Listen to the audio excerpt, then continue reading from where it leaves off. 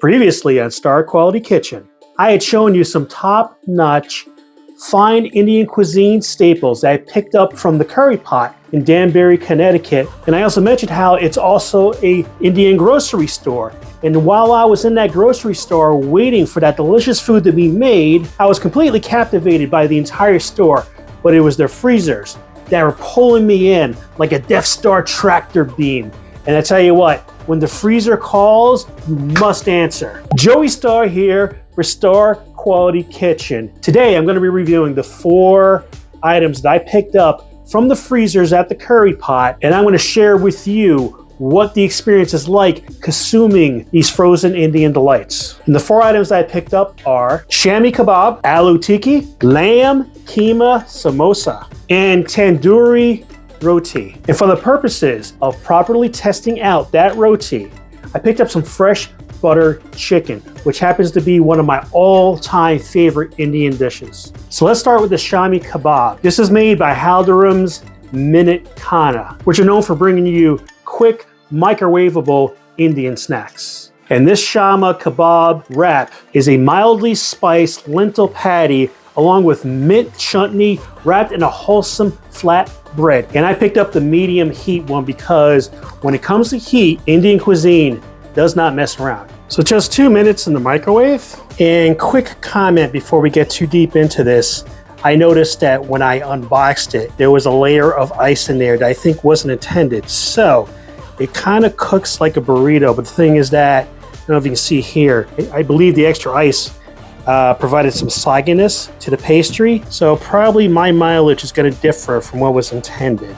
So what I'm going to do is I'm going to grab a fork and just kind of work through it that way because, yeah, the plus side of that is that it makes it a little easier to tear open for you to see the insides here. I can tell you right now, the aroma on this is unbelievable. It just smells so good. It smells like all the best Indian food you've ever had in your life. It smells just like this. Let's just kind of work through the inside a little bit here, as you can see. So it looks like the inside's not soggy at all. It's just on the wrap itself, so that's good. Being that I've already kind of destroyed this, I might as well just take this approach to eating it. I'm gonna grab some of the inside. Got a nice piece like this, right? Just kind of, there you go. It's good. A little bit dry. Not dry like somebody overcooked something, but there's dry ingredients in here. You know, it's crumbly, spicy. Got a bit of vegetable in there. It looks like it's going to be crunchy, but it's not crunchy. Let me get a bit of this pastry here. I don't know how I'm going to do this without like making a mess here, but just grab a corner here and just kind of... The wrapper is actually pretty good. Despite this coming out of a microwave, it's not like rubbery at all. It's not like chewy or like hard to chew. No, it's fine. I mean, aside from the little bit of sogginess in certain parts, which I blame that extra ice on, it tastes like this actually came out of a traditional oven. The good news about this lentil patty is that you don't have to like lentils to enjoy this lentil patty, because I can tell you right now, lentil soup is one of the only soups that I actively avoid. I think maybe from when I was a kid, I feel this obligation to eat lentils if I'm being served them. And it's really not a joy, it's more of a chore. But this lentil patty here, whatever they did to make it not so lentil-like, it works. And if you get this at the medium spice level, like I did, you're gonna get some kick there, but it's not gonna knock you on your ass. Now, the mint chutney, not super prominent. Like, it tastes like a chutney. I'm not getting much mint off there. A little bit. I mean, I can feel the mint more than taste it. Flavor-wise, though, it's a good chutney. Despite how good the lentil patty is, I feel like the real star of this particular product is the wrapper. The flatbread, it's really good. It's not too often that you can microwave the flatbread for 2 minutes like that and not have it become super hard. It's not hard at all. And when you actually get a bite of the lentil and chutney and flatbread together, it absolutely sings. It's like a mini opera in your mouth. 4 out of 5. And what I have next on the plate here, your Aloo Tikki Kati roll. And what that is spiced potato cutlets, cheese, chutney, peppers, cabbage, and onions wrapped in a parath of flatbread. If you look in the picture here, that sucker looks like it's gonna be good. So here's this lovely looking Kati roll. Yeah, baby, golden brown. To the untrained eye, this might appear to be a burrito. Outside is flaky. See if we can get a little crunch here. Oh yeah, nice crunch. And can I break this in half? Yes, I can. Oh, let's look at these beautiful insides. Woo, looking good. Let's get into that first bite. Beautiful crunch on the outside. You bite in and you got that nice, soft, somewhat gushy potato. I got that spicy chutney in there, just going in and just got kind of punching you right in the tongue there. Cheese is very subtle, but creamy.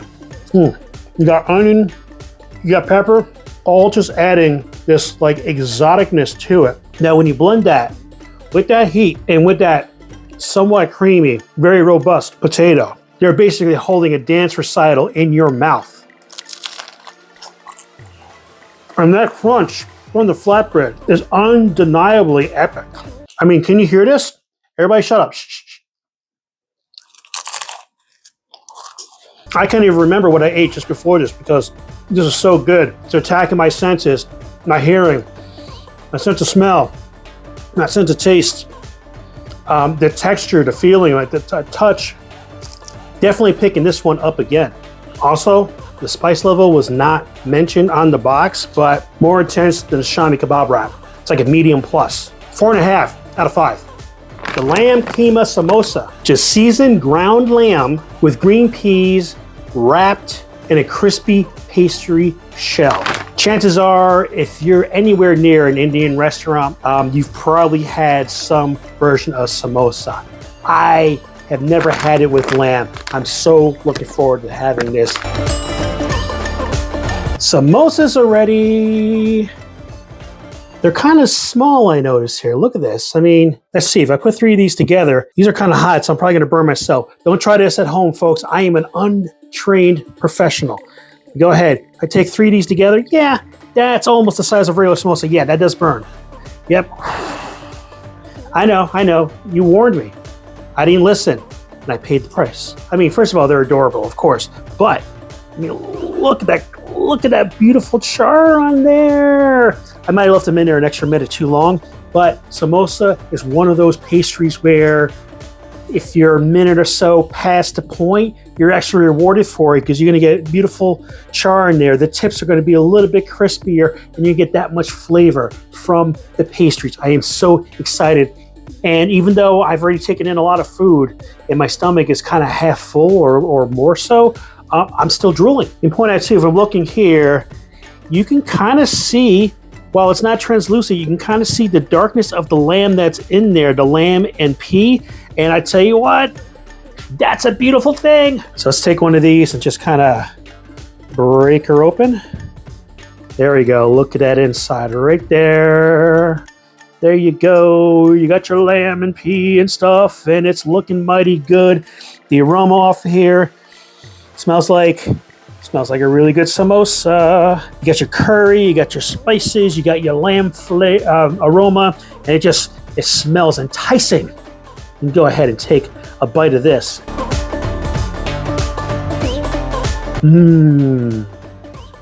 So, aside from the tips, it's not as crunchy as it looks. So good. I mean, it feels so good sinking your teeth into that tender skin that goes in there. And then you get in there and you're greeted with that pasty combination of the peas with that lamb. Then that's when the flavor hits you. You got your not overly spicy curry mixed in there. It just kind of goes in, wakes up your sense of taste, and that's when the lamb, that just that not gamey, smooth lamb just goes and gives your tongue a beautiful kiss. Just like that. It is so tasty, my gosh. This is, I'm telling you, I'm so fortunate that as I'm eating these things, each one is better than the last one. So freaking good. I wish that I can take what I'm tasting right now, send that through the camera into your device and into your taste buds so you can taste what I'm tasting. This is so delicious. If I have to make a criticism here, the criticism is against myself for only putting 6 of these into the oven, but it's okay. The bag that I bought is full of them, and I can just make more. Definitely a highlight right here. If you go to this Indian store or any other one, and they have this brand of the lamb samosas, if it's the only thing you buy, make sure you buy that. And finally, I'm gonna try the Tandoori Roti. This is another one by Haldiram's Minute Kana. So this one's not microwavable. I'm gonna put this in the oven just like I did the other couple other things. But the good news is, even in a traditional oven, you're looking at 2 or 3 minutes and it's ready. And what the Tandoori Roti is an authentic Indian bread made from whole wheat flour and baked in a clay oven. That's a very important distinction because with the clay oven, you're gonna get a different kind of evenness from the heat. You're gonna pick up a different kind of flavor from the environment that the roti was baked in. And depending on the dish that you have the roti with, it's going to enhance what you're eating and be enhanced by, preferably, what you're eating, because that's what roti is about. I'm going to pop these in the oven, be back in a few minutes, and I'm going to have this with that wonderful butter chicken, which I did make another trip back to the Currypot to pick up. Woo, the roti's done. Look at this beauty right here. Look at that pretty char. Look how nice and flexible, but a little bit of hint of a crunch because I had it in there for a bit. Nice, flexible, pillowy, airy, warm. The aroma, now this is a very plain roti. The package went out of its way to let me know that there's no onion in there, there's no garlic in there. It's plain, plain, plain. There were a few choices. I chose the plain one purposely because I didn't want any kind of interference between the roti and whatever I was gonna have it with. I wanted to judge it on its own merits. It's something that I want to do before I get into using it traditional ways. I want to kind of rip it open here for you. Just kind of break that apart there. You can see the inside, see how airy and flaky it is. Basically, it's almost like a bread pancake, but it's filled with air in the best possible way. I'm gonna take a little bit of that as is. Nice crunch when I bit into it. Really nice chew, tender, properly dry, great texture. And the flavor, it's like the best plain cracker you ever had without salt, but a chewy version of that. Really, really good. I have a plate, a stack of these and be happy. And you can do anything with roti. You can add a little bit of butter to it. You can sprinkle some spices on there, some salt. And more importantly, you can have it with a saucy meal like butter chicken and dip that bad boy in there. Let me show you. Here I portioned out a small quote unquote portion of butter chicken that I picked up from the Currypot. Now, between you and me, I sampled some of the goods as I'm setting up for the shop. I'm sitting there, a little bit of butter chicken. Let me just try it, make sure it's okay. It's delicious, delicious. I'm telling you, I've had butter chicken, I don't know, more than a handful of times in my life. This might be the best butter chicken I've had from any place. And I've been to Indian places in Seattle, in New York City. And honestly, while those butter chickens were definitely awesome, I don't know. I'm thinking this one's probably the best. I'd say it was the goat, but this is chicken. I'm gonna go ahead and take some of that roti. I'm just gonna dip it right into the sauce first, just that way, just straight dip into the sauce here. Just kind of, see, get it on there. Oh my gosh. So you dip that roti in there, and what it does is it grabs a hold of that butter chicken sauce. Just grabs a hold of that sauce, and that sauce starts to fill in the little air pockets and the little crannies and nooks in that bread and fills up like it's storing water before a long desert haul.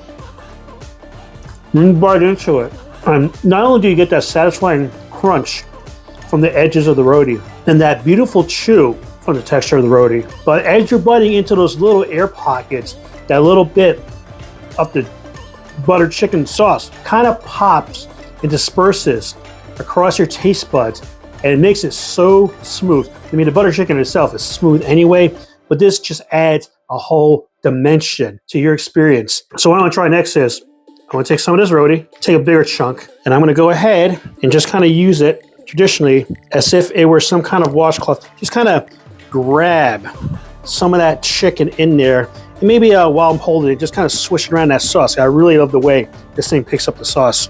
And I'm going to go ahead and just go and take a bite of that.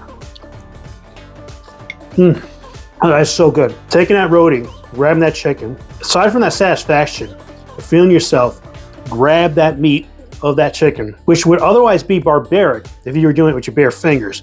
But when you grab it with the roti, not only are you being elegant, but you're grabbing that sauce along with it. It's like eating it with a spoon, but you get to eat the spoon. And that spoon happens to be a delicious flatbread. All the places that I've had buttered chicken, it's usually very, very mild. Like either not spicy at all, or just barely spicy. Currypot makes it like a hint hotter than that. It's not crazy. It's not like a medium. It's like a strong mild. It's good. It really awakens your senses to what's going on. I gotta get more. I can't even talk anymore. Definitely the best way to enjoy this roti is to go in, scoop up some of that chicken, and just kind of dip it around and just swish it around that sauce so you got that full experience. And then you just pop that into your mouth. My gosh, this is the star of the show today. 6 out of 5. So that's my review of the 4 frozen items that I picked up from the Currypot in Danbury. I got the Shami Kebab wrap. Good. Got a little soggy in the middle because of a weird icing thing that happened when it was in my freezer. I don't know. But good in flavor, really messy to eat. Enjoyable though. I got the Aloo Tikki Kati roll. Better than the Shami Kebab wrap. A little spicier, crispier on the outside. Nice blend of your traditional Indian flavors. Enjoyable. Gotta watch out though.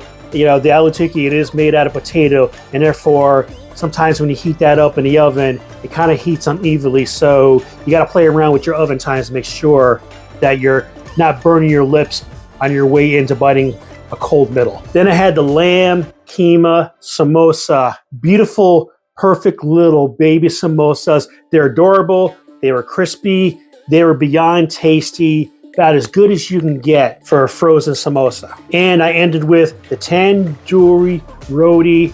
Again, for something that's frozen, it is just divine. Pop in the oven, 3 minutes at 400 degrees. It's like you're having almost fresh roti at a restaurant. And I had that dipped in and combined with Currypot's delicious butter chicken. It goes beyond the ratings. My favorite of the 4 standalone is going to be the lamb Keema samosa. But my favorite all together is going to be the roti utilized with that buttered chicken. It's beyond the sum of its parts. And how about you? Do you buy frozen Indian food? Do you get it from somewhere other than your Stop and Shop or ShopRite? Do you actually go to an Indian store and get the good stuff, the name brand stuff, where their goal is to bring you authenticity? Which of those are your favorites? And which of those do you think I should try? And if there's a particular name brand and style that you think I can go and find and review it, drop that into the comments below. Tell me the stuff. I want to know because this is also your channel. Thanks so much for watching Star Quality Kitchen. Be sure to like, share, subscribe, and stalk. Laters. Let me try a little scoop method here. Just kind of go in and scoop. You know, I was supposed to save the rest of this butter chicken to have with the rest of my roti tonight for dinner. I don't think I can wait that long.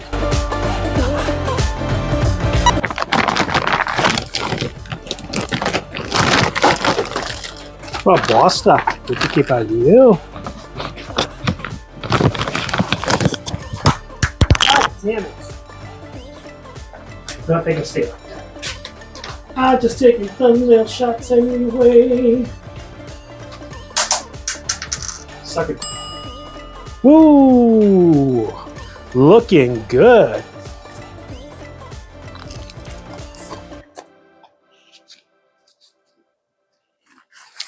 Looking f***ing cold. All right, let's pause this. Basically, it's like an air biscuit. Bad choice of words. Oh, Stop it, Joe. Stop. Stop. Stop.